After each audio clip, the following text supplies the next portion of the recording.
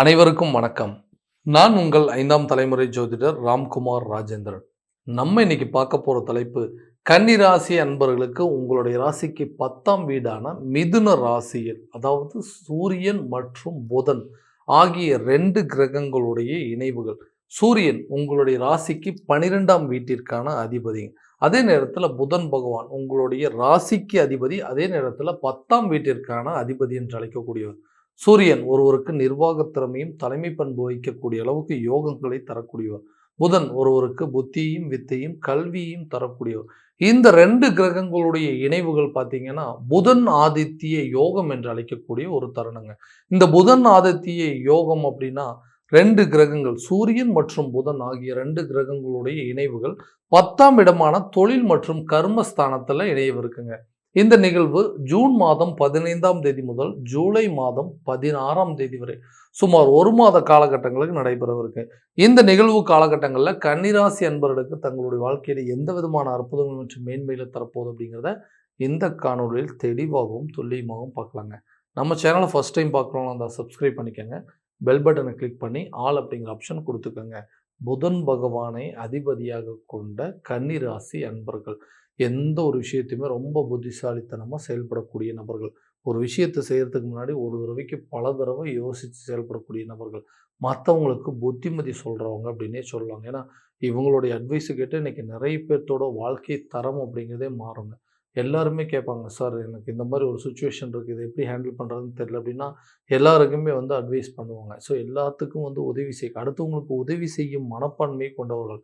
எல்லாத்தோட வாழ்க்கையிலையும் ஏணிப்படியாக இருந்தது தான் பழக்கம். ஸோ நம்மக்கிட்ட அட்வைஸ் கேட்டவங்களோட வாழ்க்கை இன்னைக்கு ஓஹோன்னு இருக்குது. ஆனால் நம்மளுடைய நிலை இன்னும் மாறவே இல்லை. எந்த விதத்துலையும் எந்த தவறும் நடந்துடக்கூடாதுன்னு சொல்லி பார்த்து பார்த்து சில காரியங்களை செஞ்சுங்க. ஆனால் இன்னைக்கு மற்றவங்களுக்கு ரோல் மாடலாக இருந்த நான் இன்னைக்கு என்ன மற்றவங்க கேள்வி கேட்கக்கூடிய அளவுக்கு எல்லாத்துக்கும் புத்திமதி சொன்னவங்க, ஏன் சார் உங்கள் விஷயத்தில் நீங்கள் தவறு விட்டீங்க, ஏம்மா இந்த விஷயத்தில் நீங்கள் தவறு செஞ்சிட்டீங்க அப்படின்னு சொல்லி இன்னைக்கு நம்மளை ஒரு கேள்வி கேட்கக்கூடிய அளவுக்கு சூழ்நிலைகள் வந்துருச்சு.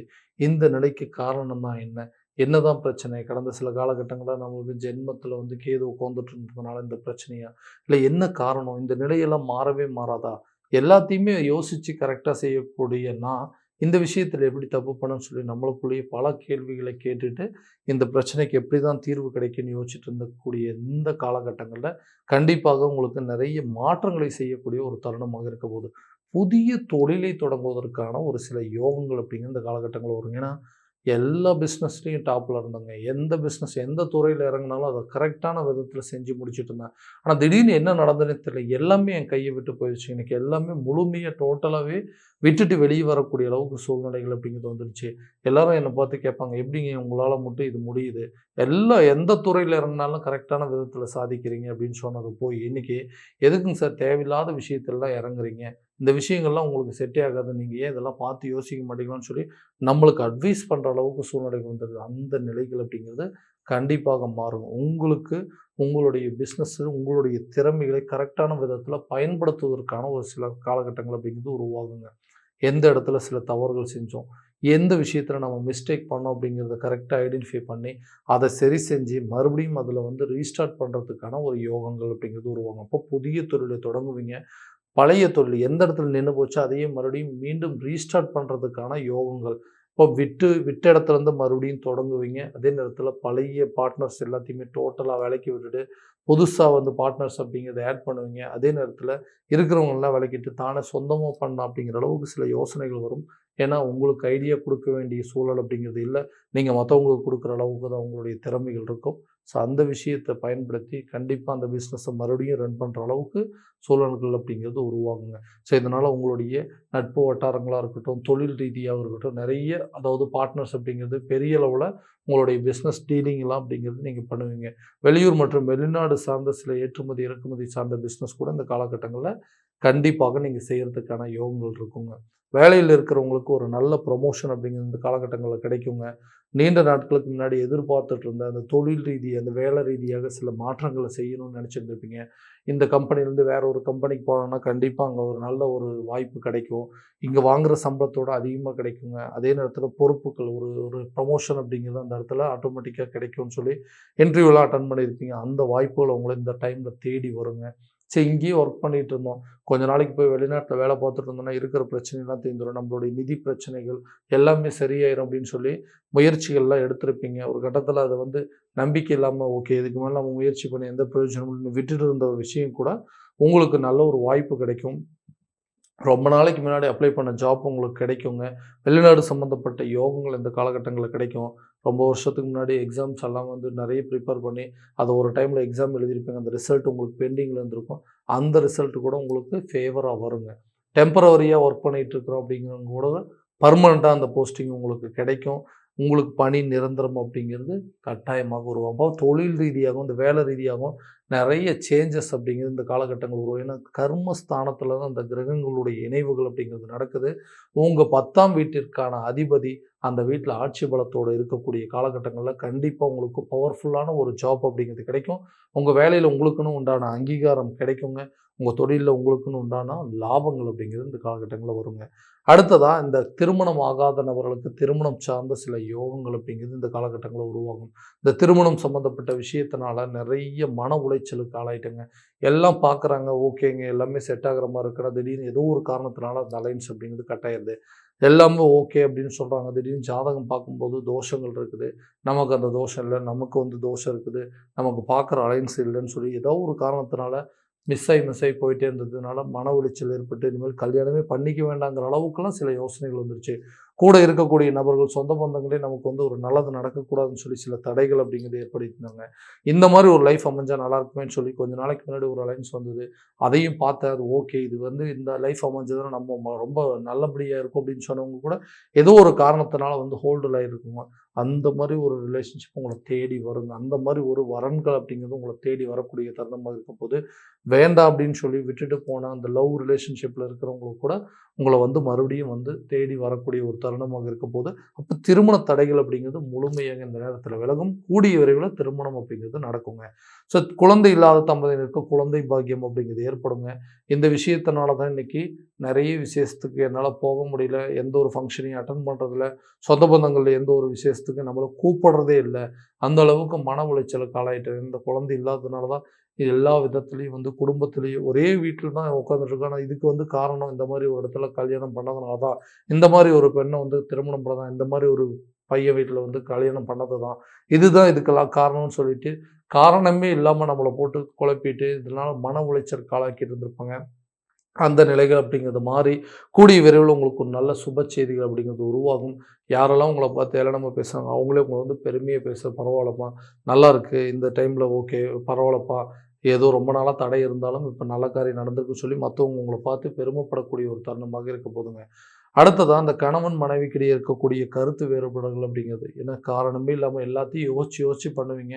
எப்படி இந்த விஷயத்துல மிஸ் பண்ணீங்க? உங்களுக்கு எப்படி இந்த மாரி கோவம் வந்துச்சு? உங்கள நீங்களா இப்படி பண்ணிட்டீங்கன்னு சொல்லி மத்தவங்கள நம்மள வந்து ஏளனமா பேசக்கூடிய அளவுக்கு சூழ்நிலை. ஏன்னா, உங்களோட பாசமான நபர்கள் யாரும் இல்ல. அடுத்த நபர்களுக்கு வெளி நபர்கள்கிட்டயே எவ்வளோ பாசமா இருப்பீங்க. உங்க குடும்பத்தில எப்படி இப்படி நடந்துச்சு அப்படின்னு சொல்லி நம்மள பார்த்து அட்வைஸ் பண்ற அளவுக்கு சில சூழ்நிலைகள் இப்படி இருந்துச்சு. காரணமே இல்லாம இன்னைக்கு பிரிஞ்சு போயிட்டேங்க. காரணமே இல்ல. ஏதோ ஒரு 3ஆம் நபர்களுடைய தலையீடுகள், குடும்பத்தில ஒரு சின்ன சின்ன மிஸ் அண்டர்ஸ்டாண்டிங் மூலமா இன்னைக்கு எல்லாமே இந்த லைஃபே வேணான்னு சொல்லி விட்டு போற அளவுக்கு சில சூழ்நிலைகள் வந்துருச்சு. அந்த நிலைகள மாற்றி அமைக்கிறதுக்கு நெறைய முயற்சி எடுத்தேன். எதுவுமே சரியா நடக்கலைன்னு யோசிச்சுட்டு இருந்தீங்கன்னா, இந்த வரக்கூடிய தருணத்தில கண்டிப்பா நீங்க 2 பேரும் ஒண்ணா பேசி, உங்களுக்கு இருக்கக்கூடிய பிரச்சனைகள தீர்த்துக் கொள்ளக்கூடிய ஒரு தருணமாக இருக்கப்போது, ரிலேஷன்ஷிப்ல இருந்தக்கூடிய ப்ராப்ளம் அப்படிங்கிறது இந்த நேரத்தில சால்வ் ஆகும். பிரிந்த கணவன், மனைவி ஒன்று சேருவாங்க. பிரிந்த காதலர்கள் ஒன்று சேருவாங்க. ரிலேஷன்ஷிப்ல இருந்து விட்டுட்டு போனவங்க கூட தன்னை தேடி வரக்கூடிய ஒரு தருணமாக இருக்கப்போது, இந்த புதன் ஆதித்ய யோக காலகட்டங்கள்ல. ஸோ நீண்ட நாட்களாக கனவு அப்படின்னு நினைச்சிட்டு இருந்த சொந்த வீடு கட்டுவதற்கான முயற்சிகள் கட்டாயம் ஒரு படி மேலே ஏறி உங்களுடைய அடித்தளம் அப்படிங்கிறத ஆரம்பிப்பீங்க. நிலுவையில் இருந்த வீட்டு வேலைய முடிக்கக்கூடிய ஒரு காலகட்டமா இருக்குங்க. ஒரு இடம் வாங்குறதுக்கு அட்வான்ஸ் போட்டிருப்பீங்க. அது ரொம்ப நாளா டிலே ஆயிட்டே இருந்திருக்கும். அந்த விஷயங்கள் அப்படிங்கிறது மாறும். சொந்தமா ஒரு இடம் வாங்குவீங்க.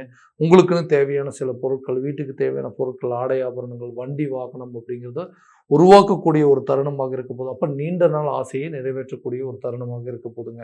கட்டிடம் சம்மந்தப்பட்ட யோகமா இருக்கட்டும், வீடு, வாசல், தோட்டம், தொரவு இந்த மாரிலாம் சில இன்வெஸ்ட்மென்ட் பண்றதுக்கான யோகங்கள் அப்படிங்கிறது உருவாகுங்க.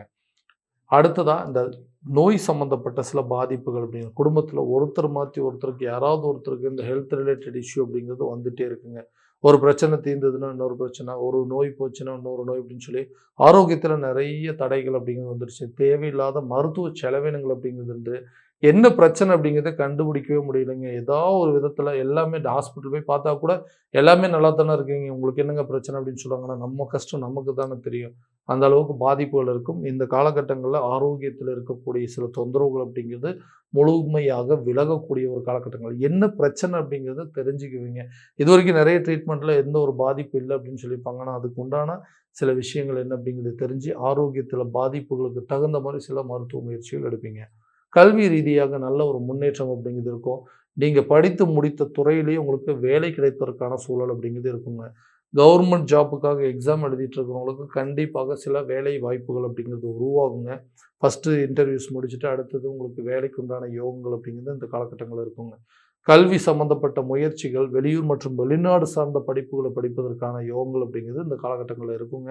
ஆரம்ப கல்விகள சேர்த்துறதுக்கு அளவுக்கு உங்க குடும்பத்தில கல்வி ரீதியாக சில முன்னேற்றங்கள், அதாவது அடுத்த அடி எடுத்து வைப்பதற்கான சில வாய்ப்புகள் அப்படிங்கிறது உருவாகும். கல்வி ரீதியாக இதுவரை இருந்து வந்த ஞாபக மறதிகள் அப்படிங்கிறது முழுமையாக உங்கள விட்டு விலகுங்க. கடனை அடைப்பதற்கு சில முயற்சிகள் எடுப்பீங்க.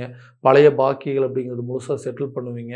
புதிய பொறுப்புகள் அப்படிங்கிறது உங்கள தேடி வரதுனால, இருக்கக்கூடிய நிதிய வச்சு இருக்க பிரச்சனை எல்லாத்தையுமே நீங்க இந்த காலகட்டங்கள்ல சால்வ் பண்ணிருவீங்க. அப்ப கடன் வாங்காம எப்படி சரி பண்ணணும்? கடன அடைக்கிறதுக்கு என்ன முயற்சி எடுக்கணுமோ, அந்த முயற்சிகள் கண்டிப்பா நல்ல விதமான ஒரு பலன்கள் அப்படிங்கிறது குடுக்குங்க. ஸோ இதுவரை நம்ம பார்த்ததெல்லாம் கோச்சார பலன்கள் தான். இந்த பலன்கள் உங்களுக்கு நடக்குமானா, உங்க சுய ஜாதகத்த முழுமையா தெரிஞ்சுக்கங்க. அதற்கு உண்டானபடி சில முயற்சிகள் எடுக்கும்போது, இன்னும் நல்ல விதமான வெற்றிகள் அப்படிங்கிறது உங்களுக்கு கிடைக்குங்க. ஸோ உங்க ஜாதகத்த என்கிட்ட பார்க்கணும்னு விருப்பப்பட்டீங்கன்னா, கீழ தெரியிற நம்பருக்கு கான்டாக்ட் பண்ணி அப்பாயின்ட்மென்ட் ஃபிக்ஸ் பண்ணிக்கங்க. அப்படி இல்லையா உங்களோட ஜாதகத்த வாட்ஸ்அப் மூலமா அனுப்பிச்சு வச்சீங்கன்னா, தெளிவான முறையில கணிச்சு துல்லியமான பலன்கள் அப்படிங்கிறது உங்களுக்கு தெரியப்படுத்தப்படுங்க. மீண்டும் அடுத்த காணொளியில் உங்களை சந்திக்கும் வரை உங்களிடமிருந்து விடைபெறுவது உங்கள் ராம்குமார் ராஜேந்திரன். நன்றி.